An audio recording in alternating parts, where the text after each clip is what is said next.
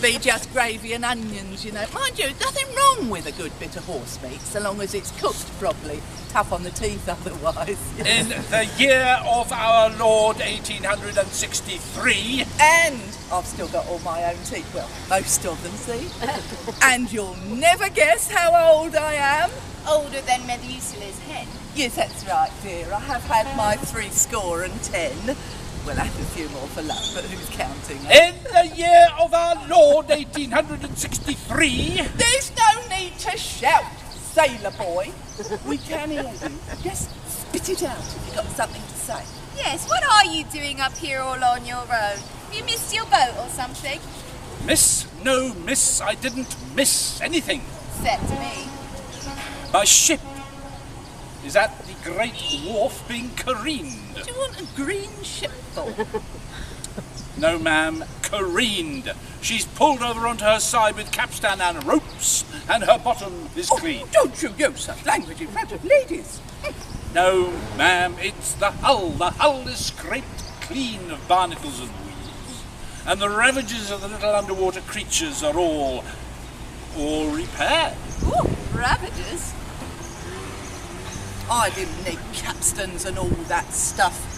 When me and me brothers would come up here fishing in our little boat when we was young, we just hauled it up on the beach and the sand took care of the cleaning. Oh, mind you, that time we hit a rock, well, we just turned it all the way over and mended the hole in the bottom. You can't turn over a warship. I grew up here, you know, well, little way down there. And we used to come up here fishing every chance we'd get. Well, it was better than working, you know, digging up all the vegetables or chasing the goats when they got out. Oh, but it was really nice up here. Well, there was nobody to tell us what to do. Well, nobody lived up here. There was no roads or bridges or anything like now. But there was loads of fish in the cove. Island Cove it was called.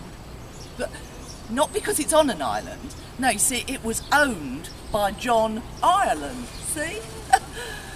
Oh, well, when you look at all that lot out there, all flat stone and buildings, it used to be this lovely little sandy cove. Hill up behind it, trees all over it, plenty of shade when it got hot. And we'd go out on the rocks, catch some fish. And my brother Georgie was real good with a tinderbox. We'd get a fire going and we would cook those fish straight out of the sea. Oh, never tasted anything like they tasted. Mind you, we had to remember to save some to take home to Mother. We used to stay out here all day sometimes. You know, it'd be dark by the time we rowed home, but that didn't matter. I knew the water so well, we never hit anything. I thought you said you got a hole in your boat. Ah, well, yes, that was my little brother, Billy.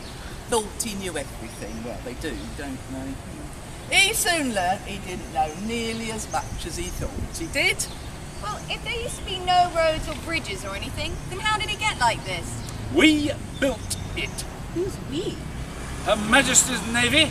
Except it wasn't Her Majesty when you lot bought all this lot, was it? It was mad old King George III, wasn't it? Bless his socks.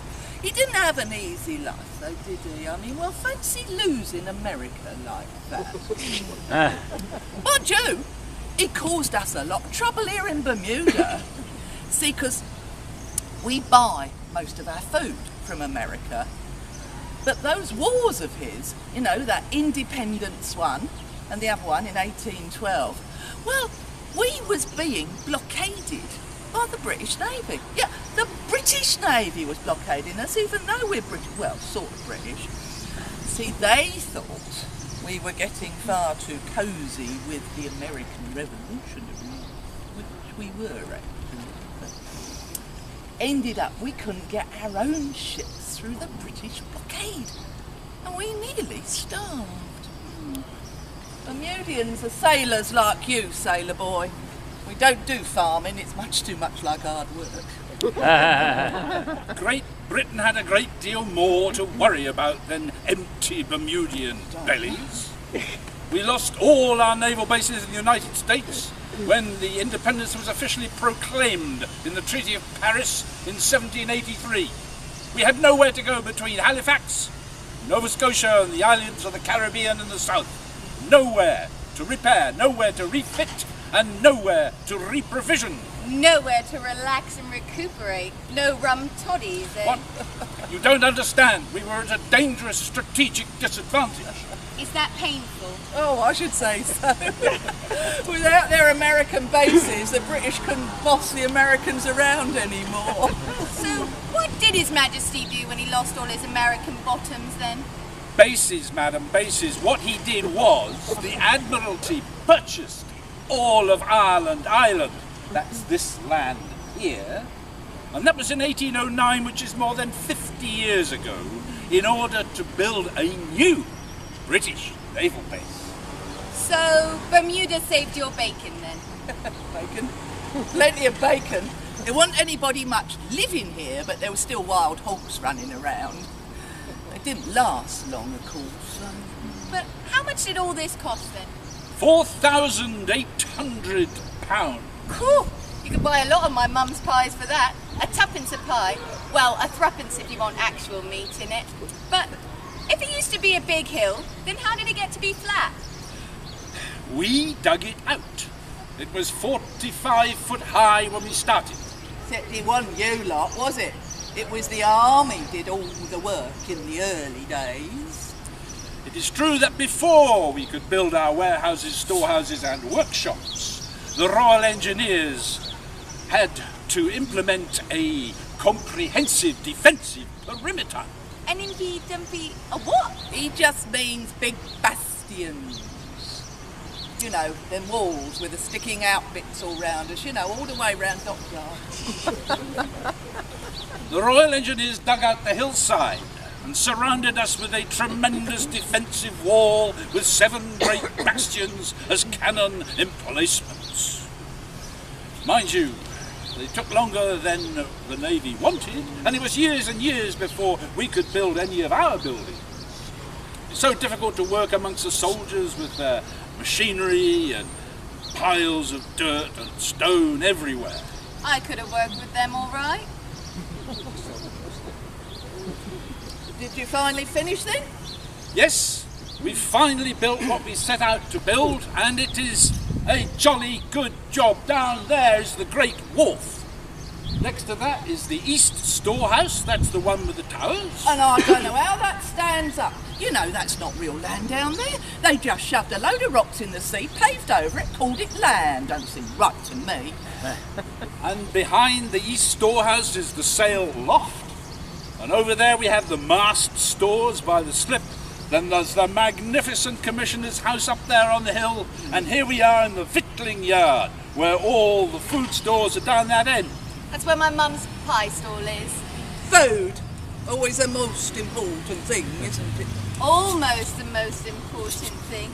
There must have been a lot of big muscly men digging and building round here. No, it was done by slaves. It is true that some of the early labouring was done by slaves, but they were insufficiently available for such a large project. Not to mention we set them all free in 1834. So, Her Majesty's government, in its wisdom, made available to us plentiful labour from its prisons. See, Kitty? People think that the only place the Brits sent all their convicts to was Australia.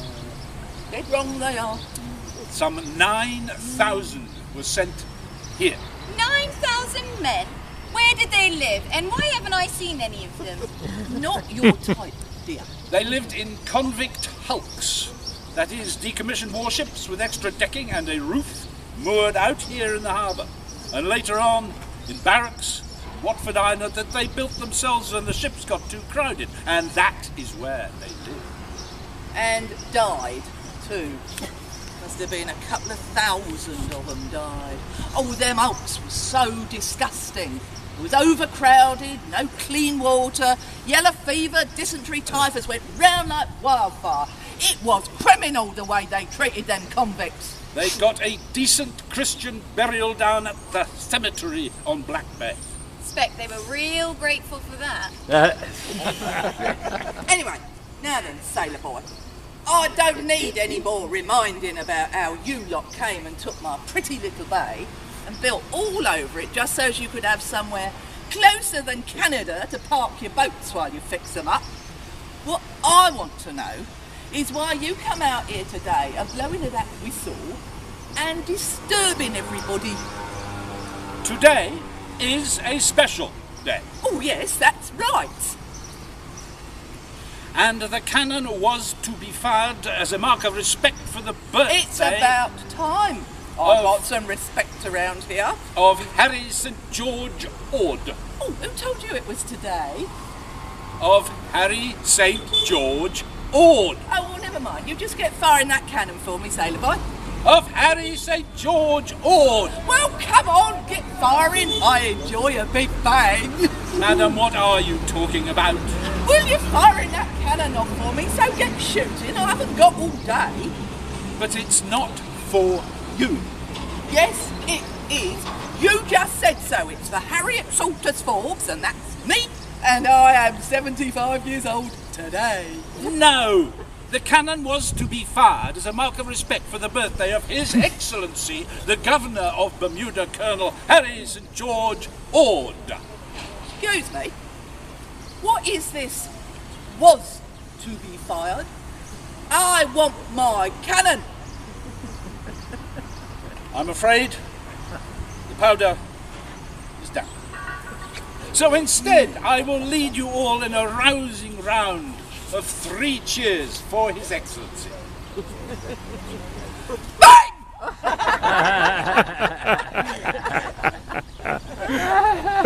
Now we are ready. 3 cheers for His Excellency. Hip hip! Hooray! Hip hip! Hooray! Hip! Hooray! And 1 more cheer for Harriet Salters Forbes. Hip hip! Hooray! Thank you, ladies and gentlemen, for celebrating this beautiful morning in the Royal Naval Dockyard, Bermuda.